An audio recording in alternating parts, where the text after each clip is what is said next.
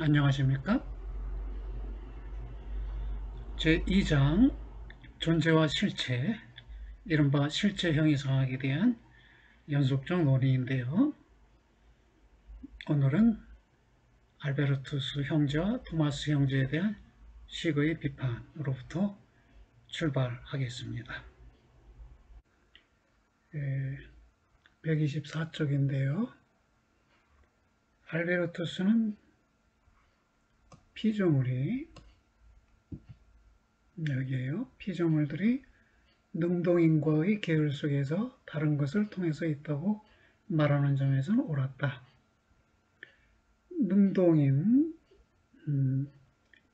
있게 하는 원인의 계열 속에서는 다른 것을 통해, 즉 신을 통해서 있지요. 그 점을 지적한 점에서는 옳았는데, 그러나 이것은 피조물이 그 자신을 통하여 하나의 존재로 되는 것을 방해하지 않는다. 이제 피조물은 그 자신을 통해서 하나의 존재일 수 있어요.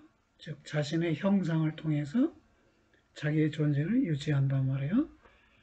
바로 이 형상을 통해 자기 존재를 유지한다는 점, 그 점을 소홀히 보았다는 것입니다. 이런 지적에 대해서 알베르투스는 어쨌든 실체가 그 자신의 존재의 원인이 아니다, 이렇게 반론을 제기할 수 있는데, 즉 형상을 통해서 자기 존재를 유지한다고 해도 실체가 자기의 존재, 자기의 실존의 원인은 아니다라고 주장할 텐데, 그렇다면 여기에 대해서 시거는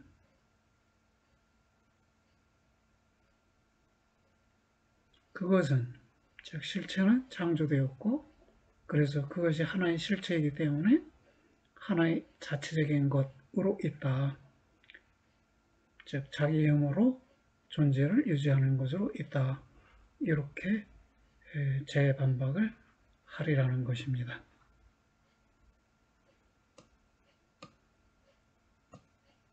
그러면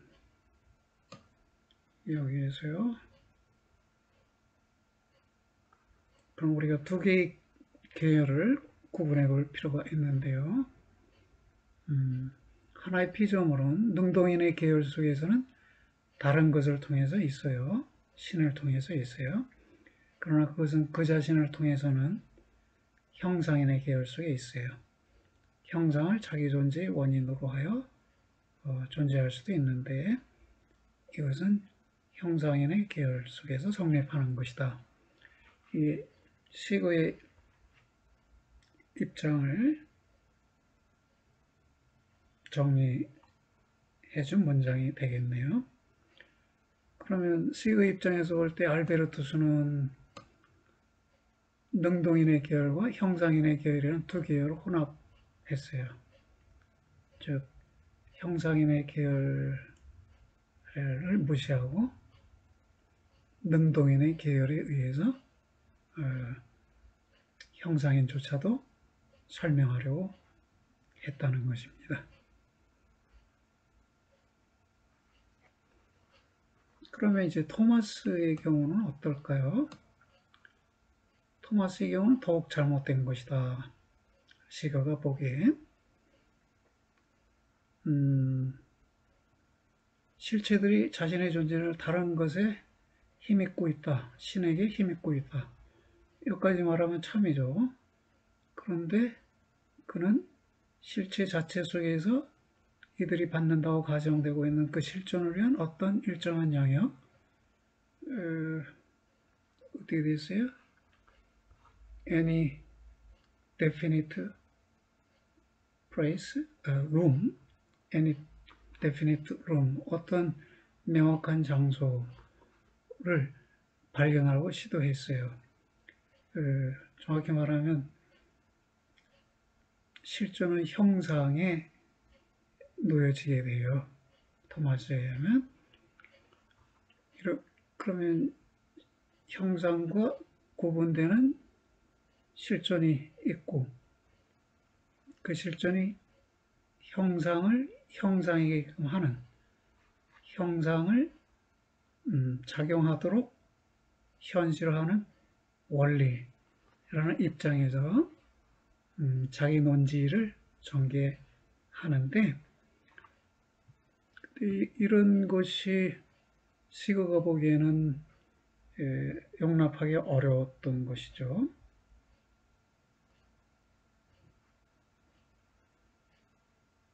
그것은 마치 있는 것이, 즉 이미 있는 것이 있도록 하기 위해 어떤 것이 여전히 있는 것 속에서 원해지고나 있는 듯이 생각하고 있다는 것이에요. 그러니까 실체가 실체에 의해서 실존이 실체 속에서 원해지고 있는 듯이 설명하고 있다라고 시그는 비판적으로 보는 것이네요. 그러면 도대체 실존을 말하는 토마스에게 이 실존이 하나의 실체도 하나의 우연자도 아니라면 그것은 무엇인가? 이렇게 시그는 물을 수 있겠네요. 시그는 아리스토텔레스의 10개의 범주를 가지고 10개의 범주는 하나의 실체와 9개의 우연자로 이루어져 있단 말이에요. 그럼 실존은 실체도 아니고 우연자도 아니라면 대체 10개의 범주 밖에 있는 것이 그것은 무엇이냐 이렇게 따지듯 물은 것이죠. 있다가 필연적으로 하나의 무엇이라는 것이 되는 철학자들에게 있어서 이러한 관계와 물음이 더 이상 제기될 수가 없었다. 실체와 우연자에 의해서 모든 존재, 모든 피조물을 설명하는 철학에서는 실존이 무엇인가 이런 질문은 제기될 수 없다는 것이네요.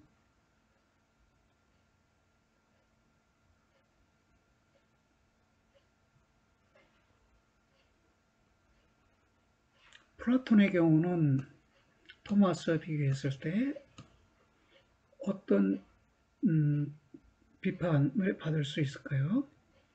플라톤은 일자와 선을 존재 이상으로 설정함으로써 존재가 신이라면 일자와 선은 존재에 속해야죠. 기독교 입장에서 본다면. 근데 존재 이상으로 설정함으로써 잘못을 범했을지 모릅니다. 그런 비판을 할 수 있겠죠. 그러나 그는 실체가 단지 그것은 무엇이다에서의 무엇에 불과할 뿐이라면 심지어 실제 이상의 어떤 고차 원리가 있으면 한다고 말한 점에서는 옳았다. 우시아 너머의 것, 에피케이나 테스 우시아스라는 것이 필요하다고 봤죠. 그 점에서 옳았다는 것입니다. 그런데 여기서는 즉 시거의 입장이나 아베로이스의 입장에서는 무엇인보다 고차적인 어떤 원리 개념이 완전히 사라진다. 왜냐하면 실제의 정상이 실제 중에 최고를 차지하는 것, 신이겠네요. 이것은 그 자체로서 하나의 현실일지라도 여전히 하나의 무엇이고요. 신도 하나의 무엇이고요. 그래서 아리스토텔레스의 신은 사유의 순수 현실이다. 그랬습니다. 그러한 형이상 내에서는 실제 위로 솟고자 하는 어떠한 도전의 흔적도 없다. 그런데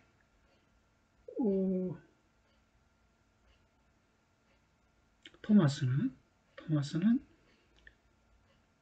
형상 우에 실존을 위치시키려고 해서 실존 이상의 최고의 원리를 도입하는 것 같이 보이는 거예요.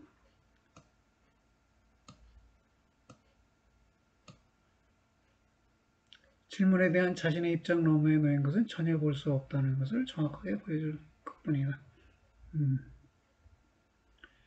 아까 실존이 실체도 우연자도 아니면 그것은 무엇인가 이렇게 물었는데요. 이때 무엇이라는 말이 형상을 가리키는 거잖아요. 그러면 실존은 도대체 어떤 종류의 형상인가 이렇게 물은 것이니까 형상 이상의 원리는 없다는 자기의 기본 입장에 서 있는 한에서 형상 이상의 것으로서의 실존을 말하는 토마스를 수용할 수가 없었다는 것이네요.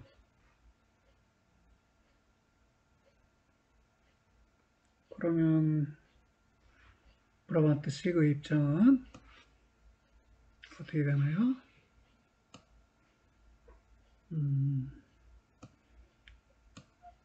어디에 정리되어 있나요?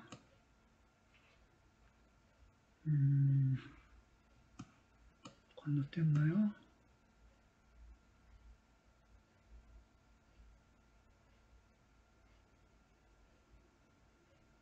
안 보이네요.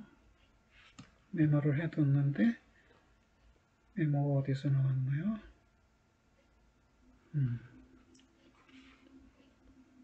내가 추가적으로 메모한 것이네요. 실제 이상의 것이 없다라는 것은 실존은 필요치 않다. 이미 창조되어서 존재하는 피조물을 설명할 때 실존의 개념은 필요치 않다는 것이 식의 입장이 되겠습니다. 그 다음에 진료와 형상, 우연자가 될 수 없는 실존.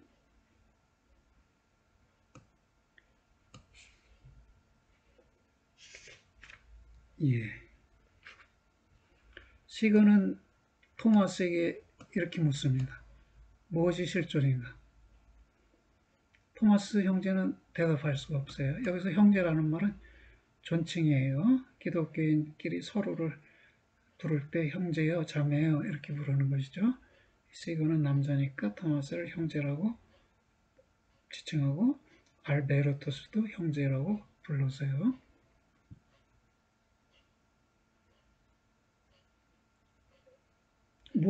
실존은 무엇인가? 이 무엇은 형상을 말하고 형상이라면 정의 될 수 있는 것이죠.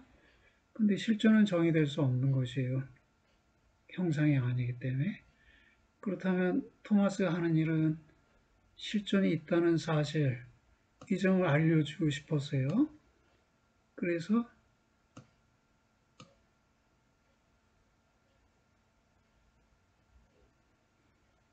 실존을 지적해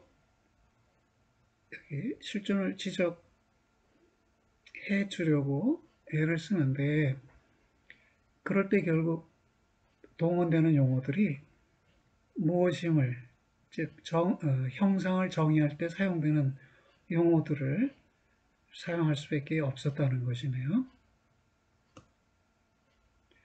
그래서 실존을 지적해 주려고 할 때도 시그가 보기에는 토마스는 실존을 정의하려는 시도를 한다는 인상을 주었습니다.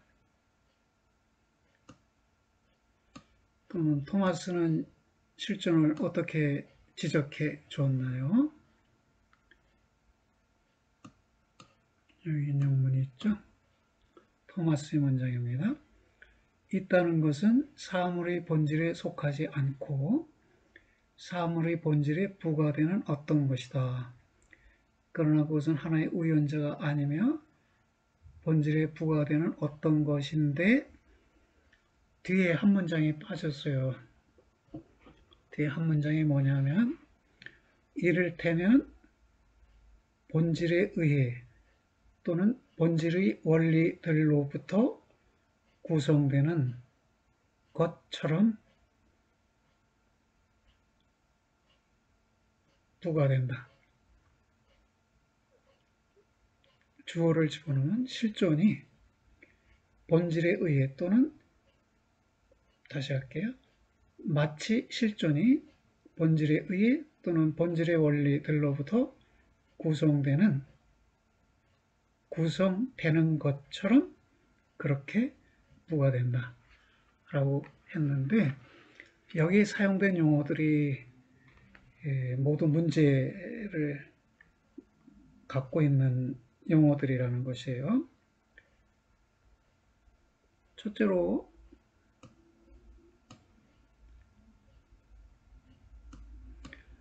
있다는 것은 어떤 것, something이 아닌데, 왜냐하면 그것은 하나의 것, a thing, 하나의 사물이라고 해도 좋은데, 여기 것이라는 말과 일치시켜서 하나의 것 이렇게 했는데 좀 어색하네요. 있다는 것은 어떤 것이 아닌데, 왜냐하면 그것은 하나의 것, 하나의 사물이 아니기 때문이다. 더욱이 있다는 것이 사물의 본질에 속하지 않는다고 말하는 것조차도 참되지 않은데, 왜냐하면 본질이 갖는 있다이기 때문이다. 본질 위에 실존을 놓으려고 했어요, 토마스는. 그렇다면 토마스 입장에서 실존은 본질이 갖는 있다예요. 그렇다면 본질에 속하지 않는다라는 이 표현, 이것도 문제가 있다는 것입니다. 마지막으로 본질에 속하지 않는다면, 그러면서 동시에 어떻게 그 본질의 구성적 원리들로부터 생겨날 수 있겠는가 하는 점이다. 이 본질의 구성적 원리들로부터 생겨난다면 실존도 본질에 속해야 하지 않을까, 이런 의문을 제기할 수 있고, 이것이 다 시거가 토마스를 비판하면서 제기하는 의문들입니다.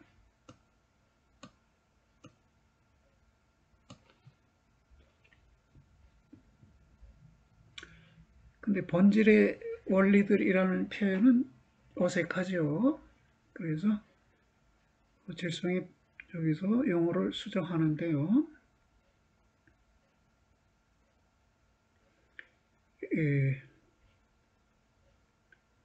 토마스 형제의 마음에 들만한 말로 해서 실존은 말하자면, 또는 이를테면 실제의 원리들에 의해 구성된다.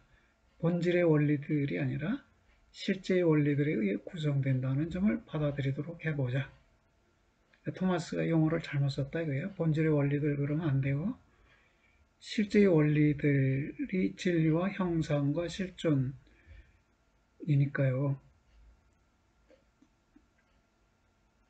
그런데 본질은 그 자체가 하나의 원리이지, 본질의 구성 원리들이 여러 개 있는 건 아니니까요.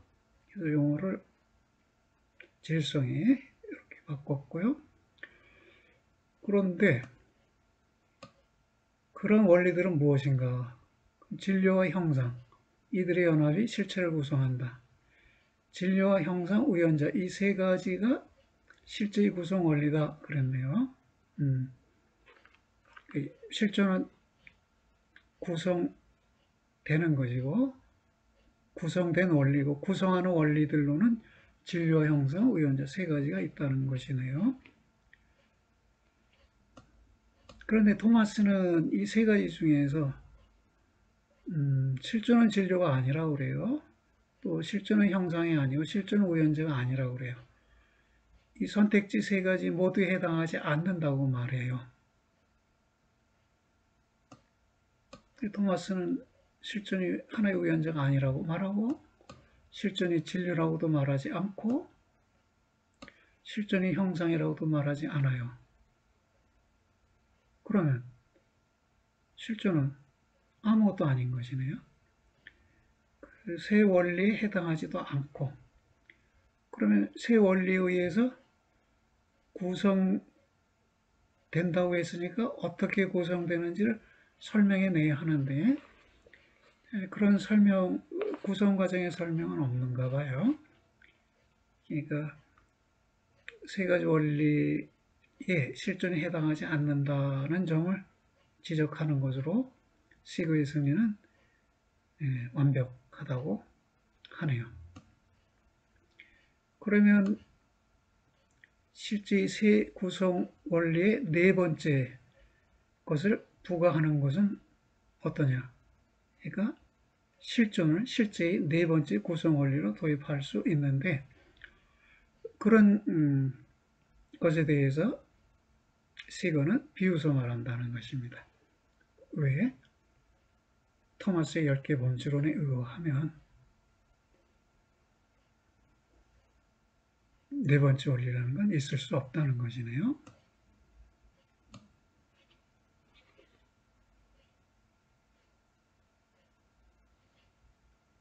그러면 결국 시거는 토마스 아퀴나스의 철학이 결국 아리스토텔레스 철학이 아니라고 추측했어야 하는데 드러나는 현상들로 보면 그는 그러하지 못했다. 그래서 아리스토텔레스 입장에 단순한 곡해로 잘못 간주했어요. 그러니까 토마스 철학은 아리스토텔레스의 철학을 수용했지만 아리스토텔레스 철학을 넘어선 것이에요. 그래서 아리스토텔레스의 철학과는 다른 것이에요. 근데 시거는 그 다르다는 점을 보지 못하고 오히려 단순한 곡해이다. 이렇게 생각했다는 것입니다. 그 다음에 토마스가 행한 말 중에 우리가 빼먹은 뒷문장이 여기 나오는데요. 말하자면 실존은 본질에 의해 또는 본질의 원리들을 통해 본질의 원리들로부터 구성되는 것 같다. 마치 그런 것 같다. 라고 말했는데 그것을 간결하게 축약해서 실존이 본질의 원리들을 통해 구성된다. 이 앞에 말하자면 이라는 말을 붙였어요. 이것은 내가 정식으로 인정해서 언급하는 건 아니지만 구태여 말해보자면 그렇게도 설명될 수 있겠다라는 것을 전제하면서 덧붙이는 말이죠. 그래서 이 말하자면 이 쿠바시라는 것은 무엇을 의미하는가? 만약 이것이 실존은 본질 원리들에 의해 참으로 구성되는 것은 아니다를 의미한다면 그는 아무것도 말하지 않은 것이다. 참된 말에 해당하지 않는다. 그러면 아무 말도 안 하는 셈이고 그렇다면 참으로 본질의 원리들이 참으로 실존을 구성한다는 것이면 그러면 어떻게 되느냐는 것이에요. 그렇게 구성한다고 해도 실존은 무의미한 말이 된다는 것이에요. 왜냐하면 형상과 진료가 현실적으로 구성하는 것이 실체이기 때문에 실존은 그것의 우연자가 아닐 수 없고 그래서 실체가 있다는 말은 실체이다 라는 말과 같은 철학 내에서 실존은 불필요한 낱말이 되어버리네요.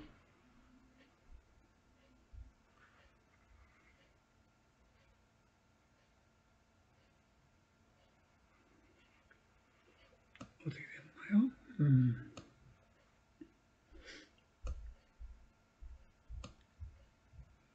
그래서 아리스토텔레스의 형이상학적 우주 내에는 실존의 여지가 전혀 없다.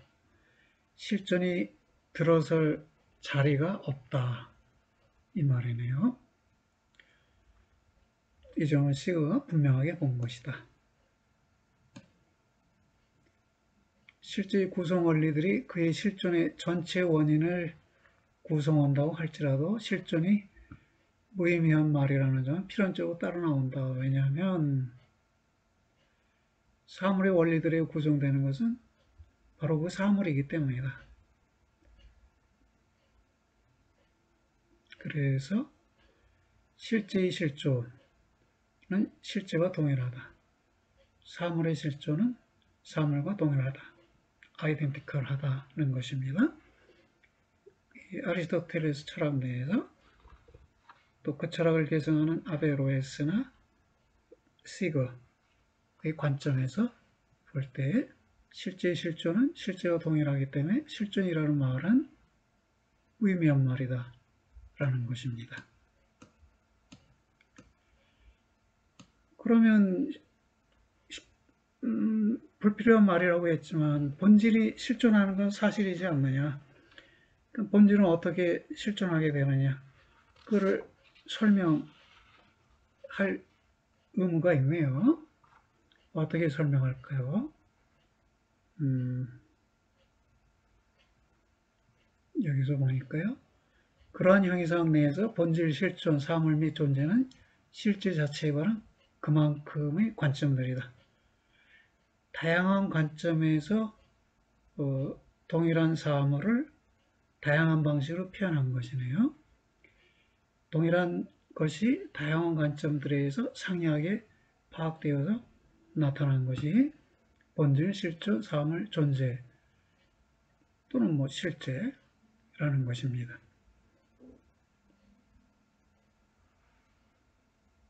그리고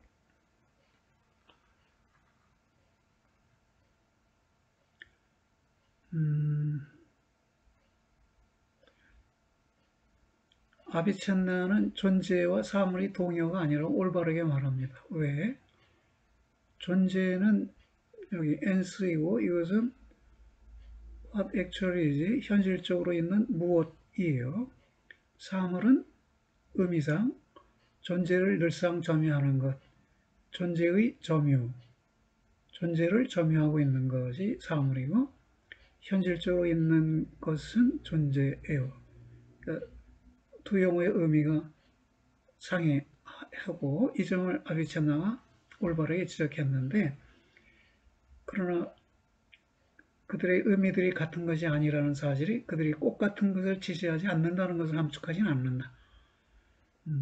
동일하게 지시되는 어떤 것에 대해서 사물로 표현할 수도 있고 존재로 표현할 수도 있다는 것입니다. 그러면 아비첸나의 잘못은 무엇이냐 했더니 여기요. 기술적으로 말해서 아비첸나와 더불어 아비첸나를 포함해서 존재들과 그들의 존재, 형상이겠죠. 존재들과 그들의 형상을 구분하려고 시도하는 모든 사람들의 잘못은 단지 의미의 한 양식에 불과한 것에 하나의 구분된 본질을 귀속시키는 점에 있다. 이 의미의 한 양식에 불과한 것, 이것은 실존이에요. 실존의 하나의 구분된 본질, a distinct essence니까 하나의 판명한 본질 이렇게 읽을 수도 있고요. 이것을 귀속시킨다는 점에 잘못이 있다. 이 문장을 달리 표현하면 하나의 구분된 본질을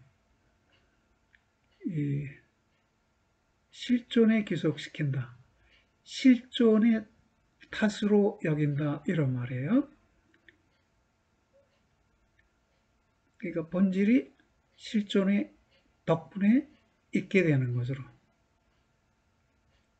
본질의 있음이 실존의 덕분이다. 실존의 탓이다. 라고 여기는 것, 이것이 잘못이라는 것인데요. 왜냐하면 본질은 그 스스로 실존할 수 있기 때문에 어떤 경우에 여기서요. 본질이란 것은 본질은 존재가 현실적으로 있는 한 존재에 속하는 실제성을 또는 존재의 점유를 의미한다. 그러니까 본질이 1차적으로 의미하는 것은 존재의 점유 내지 실제성이고 또 실존이라는 것은 현실성의 정도가 최고인 경우에서의 본질 자체를 말하는 것이라고 봅니다. 그러니까 본질 자체가 현실성의 정도가 최고일 때는 저절로 실존하게 된다 이거예요. 본질이 외부로부터 실존을 수용해서 존재하게 되는 게 아니라 본질 스스로가 자신의 현실성의 최고 정도에 도달했을 때 스스로 실존한다. 이렇게 보는 것이에요. 그래서 정리하면 있다는 것은 최고의 현실성의 양상을 통해서 본질을 의미한다. 있음은 본질을 의미한다. 어떤 본질? 최고의 현실성의 양상에 도달해 있는 본질. 즉 충실히 구성된 어떠한 본질이라도 자신의 본래적 권리로 실존하게 된다. 자, 여기서 떠오르는 것이 완벽한 100달러 개념은 실존한다는 그런 견해이지요. 칸트는 완전한 100달러 개념도 실존하지 않는다. 왜? 개념과 실존은 별개의 것이고 따라서 개념이 완벽하다 해도 그 개념이 실존하는 것은 아니다. 이렇게 비판하는데 그 반대의 입장이 여기에 나타나는 것 같죠? 충실히 구성된 어떤 본질이라도 이 말은 완전한 본질이라면 그 본질은 본래적 권리로 실존한다. 이렇게 말해줬네요. 그러면 아리스토텔레스주의자들과 토마스의 차이는 어떤 것일까? 같은 점도 있어요. 그들의 형이상이 현실적으로 실제적이고 구체적인 존재를 다룬다는 점에서는 아리스토텔레스와 아리스토텔레스주의자들 그리고 토마스까지 같아요.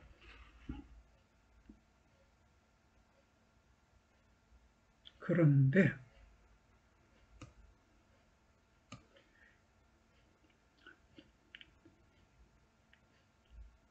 토마스는 아리스토텔레스주의자가 아니지만 말하자면 그것을 흡수, 소화, 동화시켰어요. 그래서 아리스토텔레스 철학을 넘어섰다는 것이죠. 이렇게 동화시킬 수 있었던 가능성은 현실적으로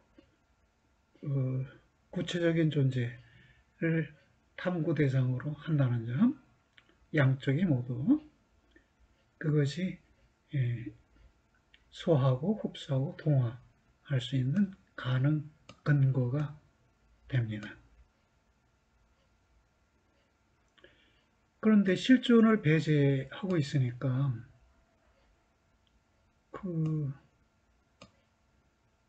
아리스토텔레스가 실제에 관해 말한 것은 진리 전체는 아니었고 그렇지만 참이었다 이거예요. 즉 전체적 진리는 아니지만 부분적 진리였다. 그러면 진리는 버리지 않고 수용해야죠. 그래서 획득된 진리는 그 어떤 것도 소멸되게 해서는 안 된다. 그것이 토마스의 확신이었다. 자기 철학 속에 흡수, 소화, 동화 시켰단 말이에요. 이 창조의 문제를 언급할 때도 그 아리스토텔레스는 창조를 언급하지 않지만 이 세계가 형상의 세계, 형상들로 이루어진 세계인 것을 강조하잖아요. 이런 아리스토텔레스 견해를 수용한단 말이에요. 그 측면으로 형상의 측면에서 수용합니다.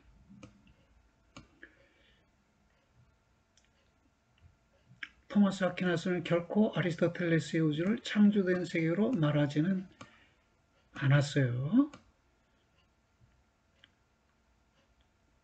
다른 한편 아베로에서 그의 제자들은 신이 세계의 제일 원동자, 제일 형성자임을 항상 주장했어요.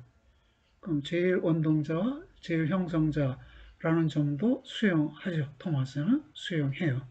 근데 여기에 덧붙여 창조주라는 개념까지 추가로 도입하는 것이죠. 그렇게 해서 아리스토텔레스를 넘어서는 것이네요. 아리스토텔레스의 신은 창조주가 아닌 제일 형성자예요.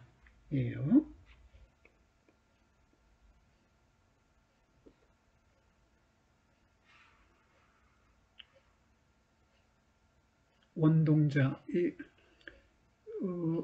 어디 있나요?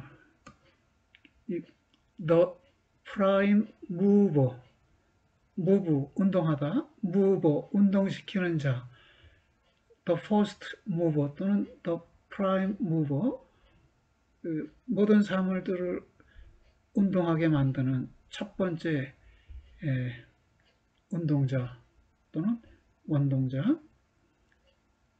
그리고 제1의 형성자는 the first maker 또는 the prime maker 이고요. 그러니까 형상들을 부여하니까 스스로 형상들을 사유함에 의해서 형상들이 존속하도록 하니까 제1의 형성자라고 하는데, 이 창조자는 크리에이터인데요. 이것은 원동자, 형성자 차이가 나요, 의미상.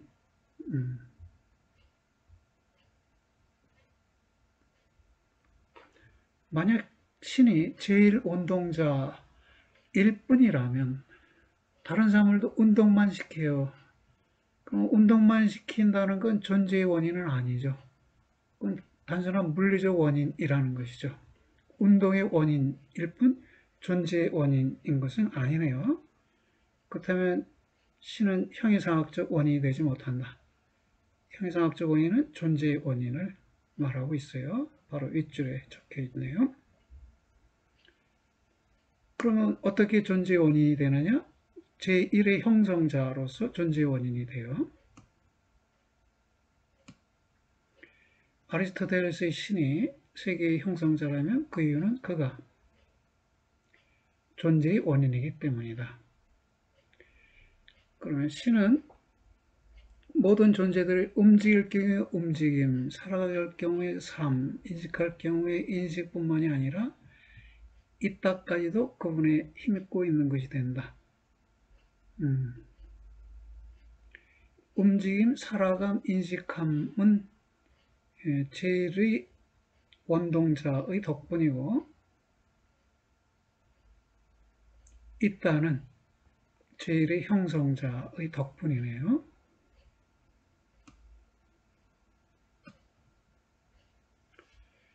좀 복잡한 문장인데요. 만약 사람들이 참으로 아리스토텔레스가 생각한 바대로의 어떤 것이라면이 맞는 것 같아요.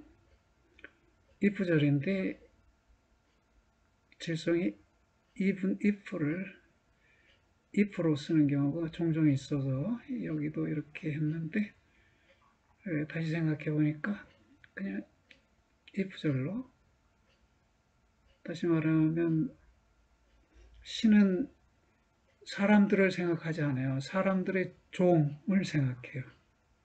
그렇다면 사람들은 신에 대해서 의무적으로 생각할 필요는 없는 거죠. 그렇죠? 생각하지 않아도 되겠죠.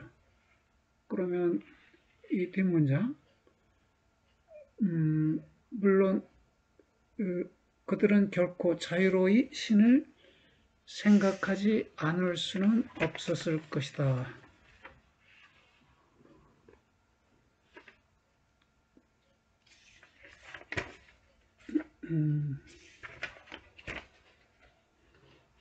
이중부정에 의해서 적혀 있는데,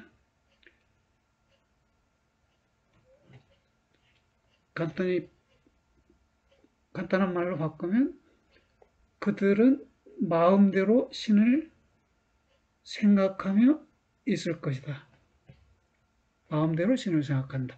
왜냐하면 신은 사람들을 생각하지 않고 사람들의 종만을 생각하니까요. 그러면 음,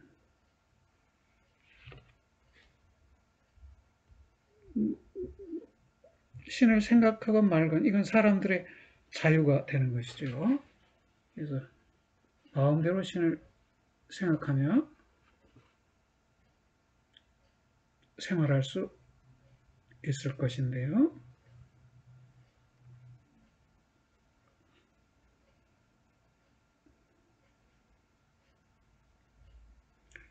예. 그럼에도 불구하고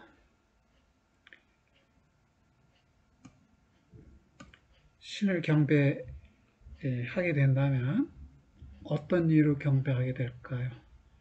아베로이스의 경우에는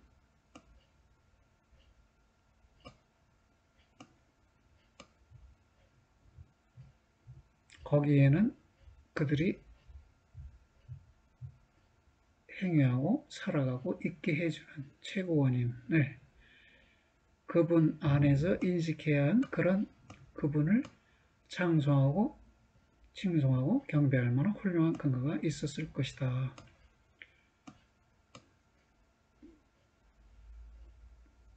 아리스토텔레스 철학에서 아리스토텔레스의 철학에는 행위하고 살아가고 하는데 도움을 주니까 이거는 제1의 원동인의 역할이고요. 있게 해주는 것은 제1의 형성자의 역할이고요. 그렇다면 제1의 형성자이자 제1의 원동자로서 우리들을 행위하고 살아가고 있게 해주니까 신을 경배할 만하다. 비록 신은 인간의 종만을 생각하고 개별적 인간들 하나하나의 사람을 사유하지는 않을지라도 그렇단 말입니다. 그렇다면 개별적인 인간을 신이 사유하지 않는다면 개인이 신에게 무엇을 요구하는 기도를 할 필요는 없겠네요. 왜냐하면 그런 기도를 해도 신은 알아차리지 못하니까요. 그 다음에 마지막 소단락인가요? 실존 없는 세계, 불변의 가지적 형상세계. 아리스토텔레스의 세계가 이러하다는 것이네요. 그러한 세계는 창조된 우주가 아니고요.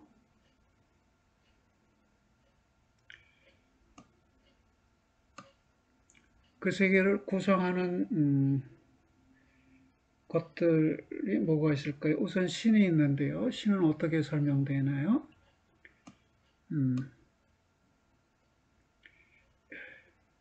이거 읽고 넘어갈게요. 그것의 존재들 속에는 세계의 존재들 속에는 아리스토텔레스 신이 그들에게 줄 수 없는 것이 있다. 실존이요. 실존을 줄 수가 없어요.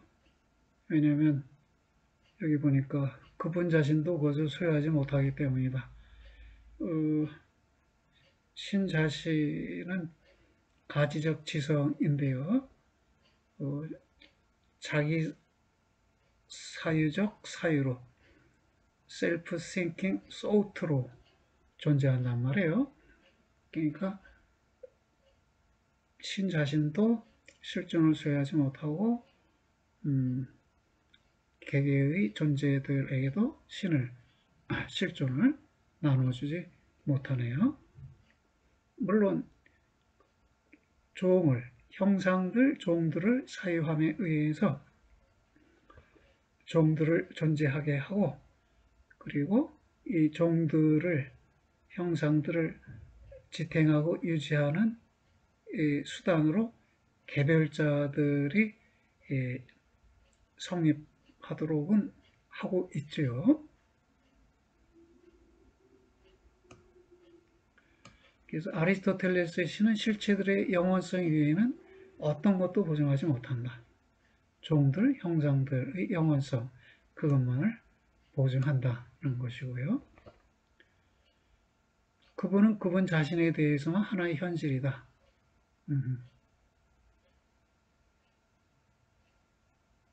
그리고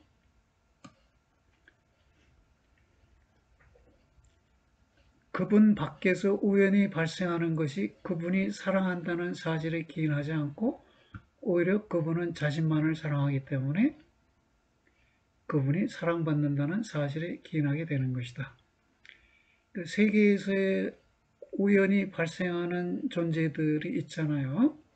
기독교에서는 이것이 신이 사랑하기 때문에 실존하게 한다고 하지만 아리스토텔레스에서는 신은 자기 사유적 사유이니까 자기만을 사랑하고 그리고 자기 사유 속에 들어와 있는 이 형상들이 존속하기 위해서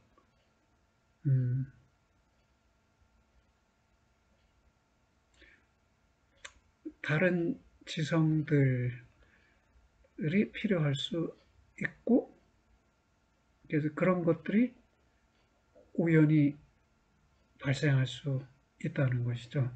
그러니까 신의 자기사랑 덕분에 존재들이 생겨날 수는 있다. 우연히 발생할 수는 있다.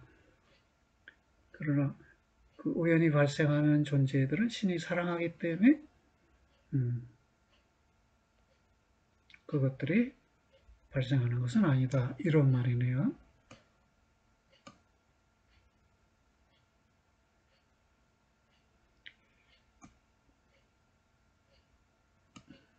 그러면 신 다음에 누가 있느냐 그랬더니 그분보다는 열등하지만 그분보다 덜 영원하지 않은 그런 다른 순수 현실들 이게 천사들이 여기에 해당하네요. 그리고 이들은 신에 대한 신과 통일되고자 하는 항구적 열망을 갖고 있는데 이런 열망을 촉진하기 위해서도 그분은 오직 그분인 바의 것이어야 한다. 그분이 있어야만 그분이 그분이어야만 최고의 지성이어야만 그와 통일되고자 하는 열망을 갖는 다른 지성들이 성립된다는 것이네요. 그런 다른 현실들은 신적인 지성들이고 천사들이고 처음인분에 대한 그들의 열망이 항구적으로 진료에까지 미치고 있기 때문에 이 말은 진료도 처음인분에 대한 열망을 가지고 있다 이 말이에요. 그래서 하나의 진료는 처음인분 그 자신보다 덜 영원하지 않고 그럼 진료도 신과 같이 영원하다는 것이네요. 그리고 천상의 시인의 말로 해서 해와 다른 별들을 움직이는 사랑의 덕분으로 항구적으로 장소를 차지하고 항구적으로 움직이다.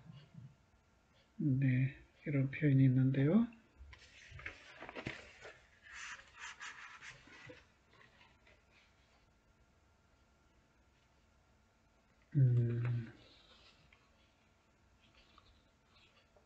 여기서는 해와 다른 별들 그랬죠. 이것은 천체들인데 여기 보면 신적인 지성들과 천체들은 그들 자체의 힘으로 존속한다.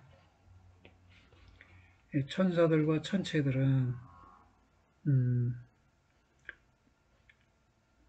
그들 자체의 힘으로 존속하고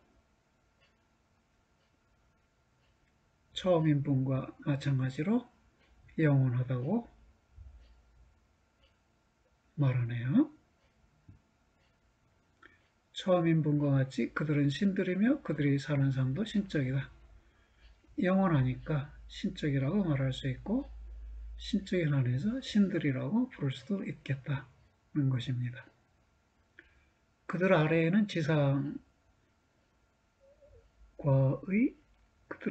지상의 세계와의 직접적인 접촉하에 있는 그리고 그 세계에 끼어들어 있는 가지적 실체들이 있다. 그러니까 식물종, 동물종, 종들로서의 형상들, 종들로서의 실체들, 이것은 인간의 사유를 통해 개별자를 매개로 해서 존속하게 되네요. 네, 오늘의 논의는 여기서 마치도록 하겠습니다. 수고들 하셨습니다.